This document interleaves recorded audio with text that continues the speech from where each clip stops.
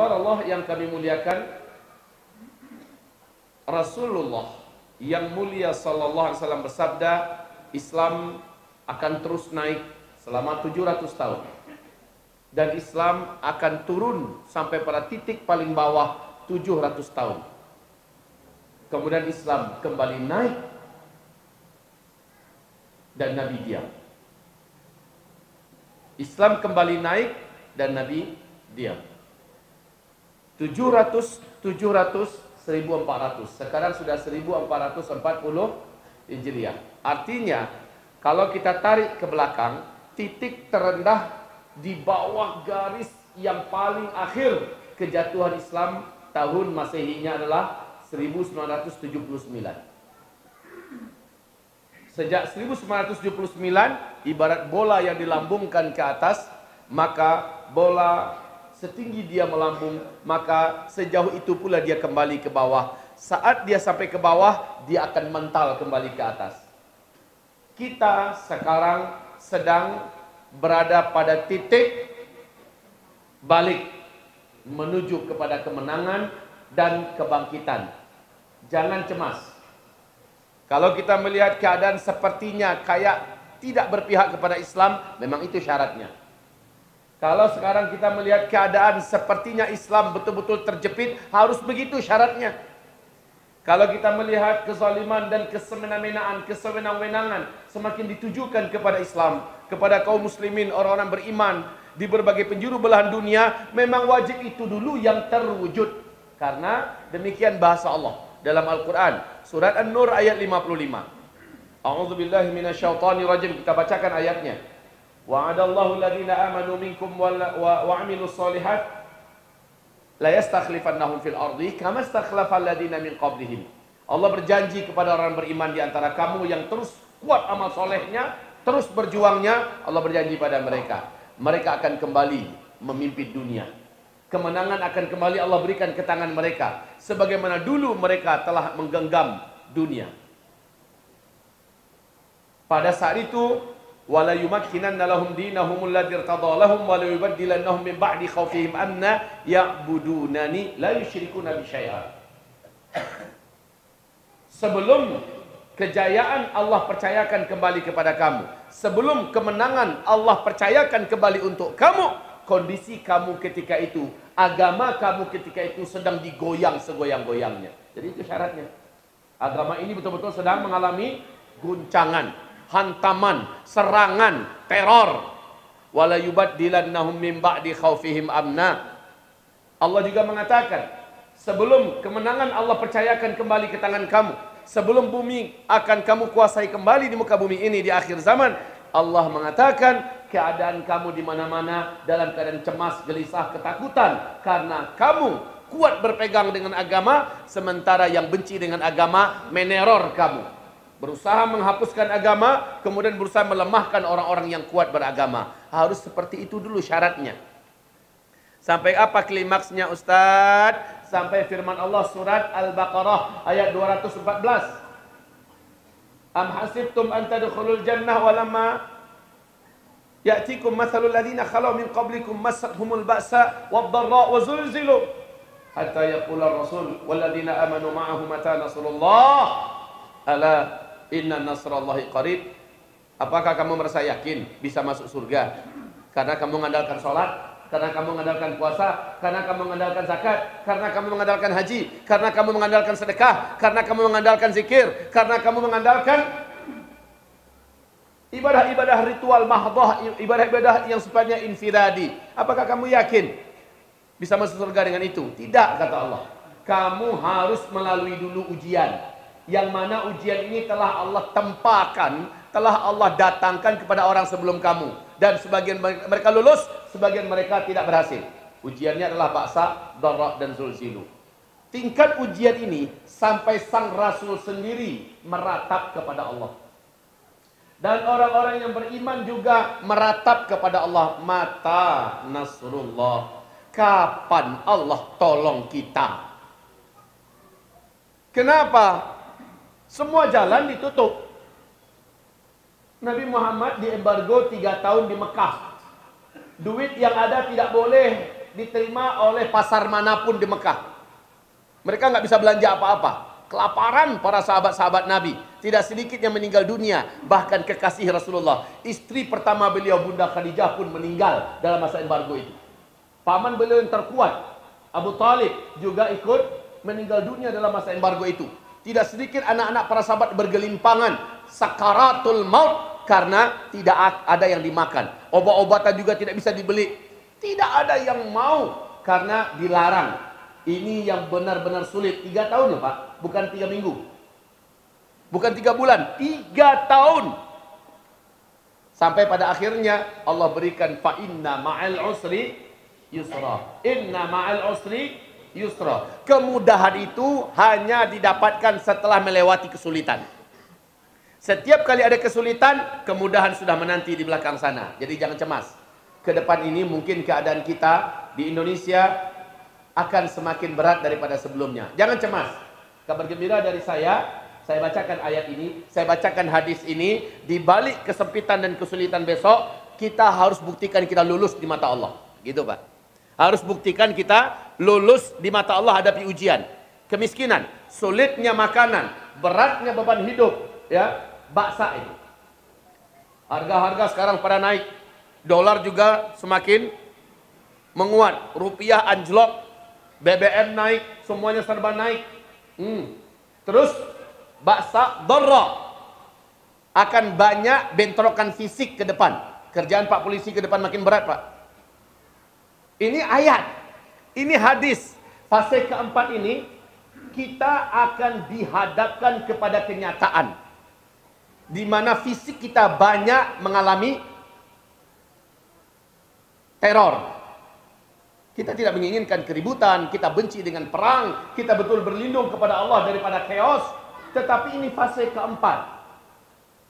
Semoga yang hadir ini rata-rata nyambung dengan pembahasan-pembahasan saya sebelumnya ya. Ini fase keempat. Fase keempat ini kata Rasulullah adalah fase teror. Akan banyak chaos terjadi di mana-mana. Perintah Rasulullah, fa'alaikum bil jihad. Kalian wajib melawan.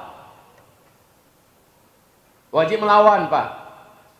Melawannya gimana? Kita pantang mencari gara-gara. Haram kita yang memulai. Tapi kalau sudah diarahkan ujung-ujung belati, mata-mata pedang, sudah diarahkan senjata-senjata kepada kita, sudah bergelimpangan 1-2 nyawa di mana-mana, haram menyerah. Umat Islam wajib makanya bahasa hadis Nabi, fa'alaikum bil jihad. Pada masa itu kamu wajib menegakkan jihad.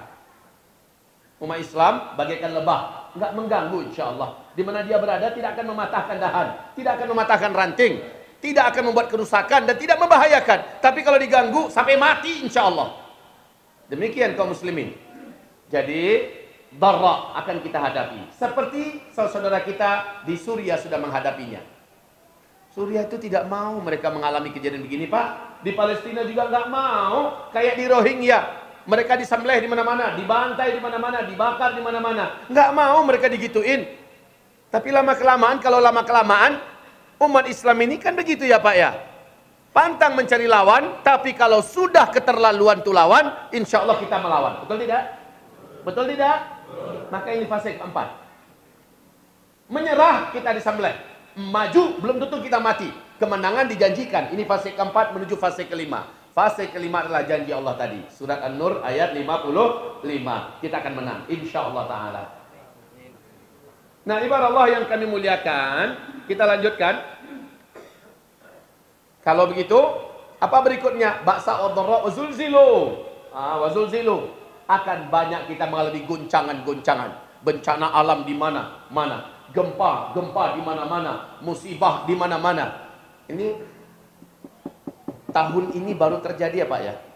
Kita saksikan di Mekah kemarin. Tahun ini bagaimana Ka'bah tersingkap hampir telanjang semuanya. Dinding Ka'bah batu-batunya nampak semua. Padahal kiswah Ka'bah itu tebal berat. Dan antar satu dengan yang lain itu tersambung dengan buhul-buhul yang kuat. Tapi kok bisa dikulepaknya semua? Apa bahasa Indonesianya itu? Dising-singkan semua. Begitu kuatnya. Disingkapnya semua. Tinggal sedikit lagi bagi yang bagian atas. Lalu di Arafah besoknya orang mau wukuf di Arafah, tenda-tenda dihantam badai, ratusan tenda-tenda tumbang rata dengan tanah. Untung nggak ada korban nyawa. Allah Subhanahu wa taala memperlihatkan beberapa kejadian-kejadian yang susul menyusul. Berbagai belahan dunia mengalami kejadian yang sekarang udah capek orang memberitakan. Kayak kalau kita seperti di Ambon, seperti di mana? Di Lombok, ya. Kejadian yang Masya Allah terus-menerus setiap hari terjadi. Hampir-hampir tidak bisa lagi didistribusikan bantuan dari berbagai belahan penjuru Indonesia ke sana. Putus-putus jalan. Dan sebagainya. Ke depan, Zulzilu. Rasul mengatakan fase keempat. Di penghujung fase keempat, kalian akan banyak menyaksikan bencana-bencana. Musibah-musibah. Termasuk diantaranya kejatuhan ekonomi global yang menyebabkan kalian mengalami krisis keuangan dan krisis makanan, termasuk krisis kemanusiaan. Baik, kita lanjut. Hatta yaqula Rasul walladzina amanu ma'ahu. Sampai-sampai Rasul berkata, orang-orang yang beriman yang berjuang bersamanya berkata, mata nasrullah, wahai kiranya semua jalan sudah tersumbat dan tertutup, persis kayak Nabi di Mekah ya, yang 3 tahun di embargo tadi. Mau kemana? Nggak bisa kemana-mana. Tinggal menunggu mati aja lagi. Mata nasrullah, kapan Allah tolong kami? Ala inna nasrallahi qarib. Jangan comeh, pertolongan Allah sudah dekat. Syarat pertolongan Allah itu ketika udah nggak ada jalan, Pak. Saya sudah contohkan ini berkali-kali. Musa sudah memaksimalkan usaha dan ikhtiar.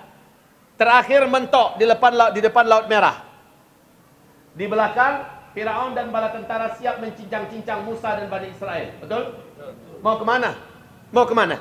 Udah mentok. Saat itu Bani Israel sudah mulai gamang. Sudah terbayang oleh mereka leher-leher mereka ditebas. Kepala mereka berpisah dari badan. Tubuh-tubuh mereka akan dicabik-cabik oleh tajamnya mata-mata pedang bala tentara Firaun. Udah terbayang oleh mereka kematian, seolah-olah malaikat maut sudah menari-nari di depan, di atas ubun-ubun mereka. Tapi Musa saat itu membuktikan kebenaran janji Allah. Ala inna nasrallahi qarib. Ketahuilah, saat mentok, udah nggak ada lagi ketemu jalan, sudah nggak buntu semuanya, pertolongan Allah justru muncul ketika saat-saat seperti itu. Dibelah oleh Allah laut. Musa dan Bani Israel selamat nyebrang. Firaun gak pakai otak. Firaun ikut-ikutan. Sampai paling dasar, Allah pertemukan kembali laut yang Allah belah. Matilah Firaun. Habislah langsung kejayaannya padahal dia sedang di puncak-puncak kemenangan. Hampir sebentar lagi Firaun menghabisi Musa dan Bani Israel. Tapi ketika itu Allah rubah keadaan. Dan itu juga terjadi, Pak. Itu juga terjadi di penghujung ketidakberdayaan Nabi Muhammad SAW dan para sahabat di Mekah. Allah alihkan mereka ke Yathrib, ke Madinah. Lalu Allah jadikan Nabi Muhammad berkuasa. Kemudian hanya beberapa tahun yang singkat, keadaan berbalik total. Futuh Mekah. Makkah ditaklukkan. Setelah Makkah ditaklukkan, akhirnya Rasulullah meninggal dunia. Abu Bakar melanjutkan dan Umar melanjutkan. 2/3 dunia langsung takluk di bawah kepemimpinan Islam. Kemudian berlanjut 1227 tahun kemudian Islam masih terus menggenggam dunia. Dan fase keempat di mana mengalami kekosongan kepemimpinan dunia, tapi Allah menjanjikan di ayat yang saya bacakan tadi akan kembali. Syaratnya kamu akan melihat kekacauan yang hebat. Kekacauan yang hebat. Kamu akan menyaksikan, dan bukannya sekedar menyaksikan, semoga juga menjadi pemain dan lakon yang ikut punya peranan dan andil yang strategis di sini. Insyaallah taala.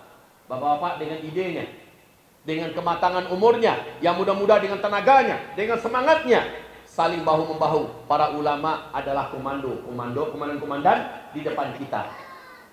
Kaum muslimin, hamba-hamba Allah yang kami muliakan. 1440.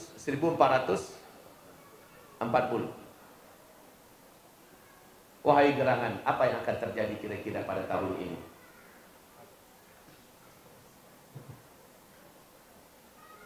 Bapak Ibu, Nabi mengatakan Imam Al-Mahdi, tolong ulangi kembali, Imam Al-Mahdi akan disumpah oleh umat Islam di depan Ka'bah di usia beliau 40 tahun.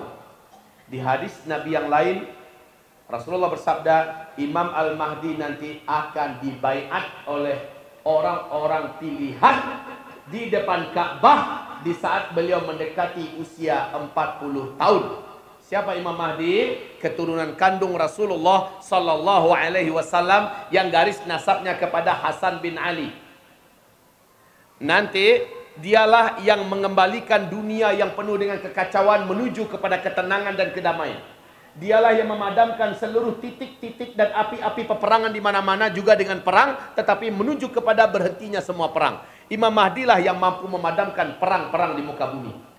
Imam Mahdi lah yang pada akhirnya memancing kembali rahmat Allah turun dari langit, menghentikan bencana-bencana dan musibah di muka bumi, serta mengembalikan janji Allah yang Allah janjikan dalam surah An-Nur ayat 55. Itu di tangan Imam Al-Mahdi. Tapi kata Rasul, Imam Al-Mahdi wajib muncul ketika syarat-syaratnya sudah terpenuhi semua. Dan saya sudah sampaikan. Syaratnya sudah hampir nyata, lengkap semua. Salju sudah turun di Jazirah Arab. Sungai Ofrat sudah mengering di Irak. Negeri Syam, Palestina, Syria sudah dalam kecamuk pertumpahan darah, pembantaian dan peperangan yang tidak berkesudahan.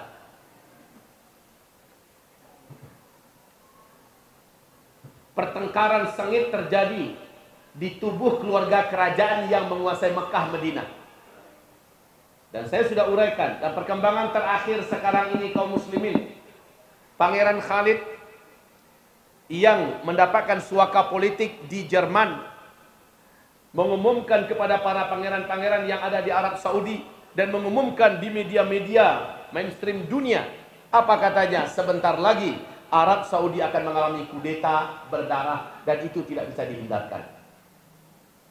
Perebutan kekuasaan memperebutkan Mekah dan Madinah akan menjadi sebuah kenyataan setelah puluhan pangeran ditangkap. Orang-orang kaya di Arab Saudi, aset-aset mereka dibekukan. Menteri-menteri banyak yang dipenjarakan. Bahkan beberapa jenderal bintang 4 juga diberhentikan dari jabatannya, dimasukkan ke penjara. Yang paling seru adalah ulama-ulama jumlahnya cukup besar ditangkap, dimasukkan ke penjara. 3 ulama senior kelas dunia sedang dituntut untuk dihukum mati. Syekh Salman Audah, Syekh Awad Al-Qarni, ya.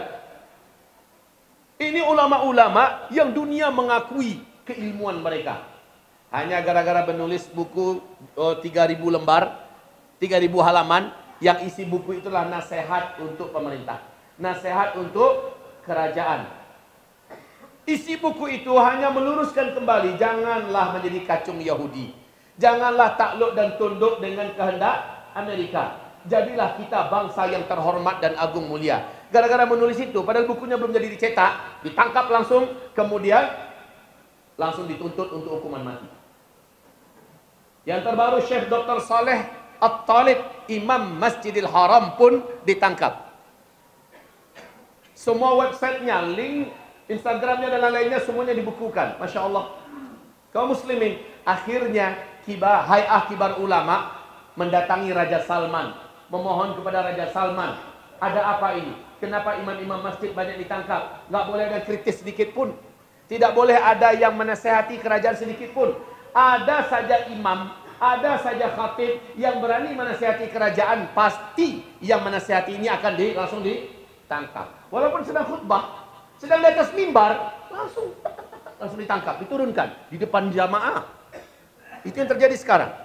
Sementara liberalisasi sangat dibukakan selebar-lebarnya. Hal-hal yang dulu dianggap tabu di Arab Saudi sekarang dibukakan dan dipersembahkan selebar-lebarnya. La haula wala quwata illa billah. Hasbunallah ni'mal wakil, ni'mal maula wa ni'man nasir. Sang ibu kandung Muhammad bin Salman pun memberikan teguran dan nasihat untuk putranya sendiri. Ibunya pun ikut ditangkap. diasingkan, dijauhkan daripada publik supaya nggak ngomong. Lah Raja Salman gimana? Baru 3 bulan belakangan ini Raja Salman sepertinya mulai menggeliat untuk mengambil alih kembali tampuk kekuasaan Arab Saudi. Raja Salman sudah membatalkan rencana besar Pangeran Muhammad bin Salman untuk menjual aset atau menjual saham Aramco, perusahaan minyak terbesar Arab Saudi. Sahamnya mau dilepas, mau dijual dalam rangka liberalisasi Arab Saudi. Raja Salman membatalkan niat itu. Dan beberapa program besar Muhammad bin Salman sudah mulai Raja Salman menyetopnya. Saya khawatir, semoga saja tidak terjadi. Saya khawatir, jangan-jangan sang ayah pun akhirnya merasakan bisa daripada sang anak yang ambisius.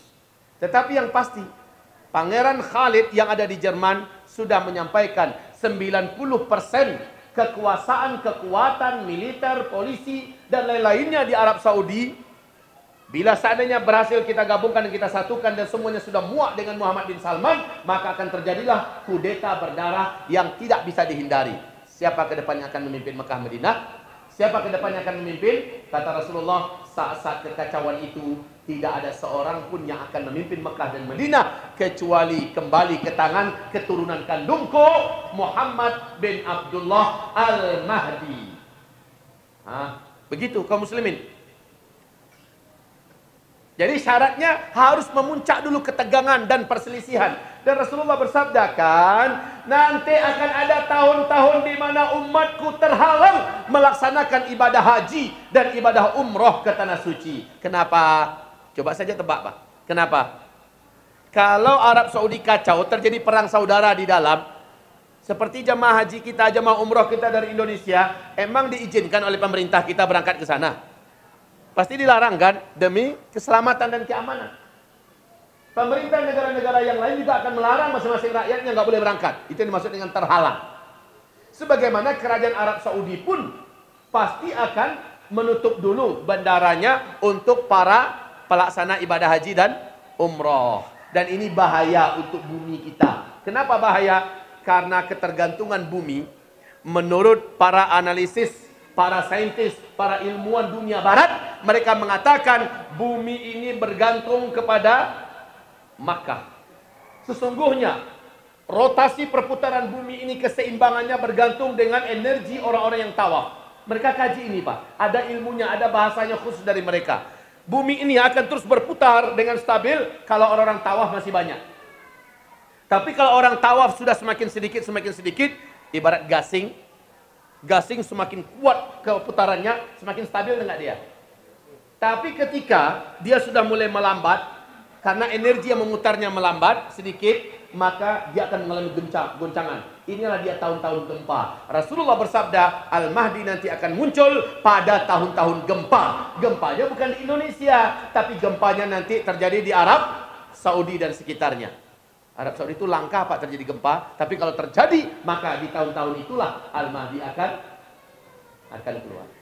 Masya Allah. Baik, Rasulullah bersabda tadi, beliau akan dibaiat menjadi Al-Mahdi di usia 40 tahun. Di hadis yang lain mendekati 40 tahun. Kelahiran Al-Mahdi, kata Rasulullah, adalah ditandai dengan terjadinya 2 gerhana dalam 1 bulan Ramadan. Jadi, pada tahun 1981 telah terjadi peristiwa yang dinubuatkan Nabi Muhammad SAW, yaitu 2 kali gerhana dalam 1 bulan Ramadan. Uniknya pada tahun 1982, tahun depannya, di bulan Ramadan terjadi lagi 2 kali gerhana. Dan ini menyebabkan para ulama meyakini kelahiran sosok yang diceritakan Rasulullah dari keturunannya adalah antara 1981 ke 1982 Masehi.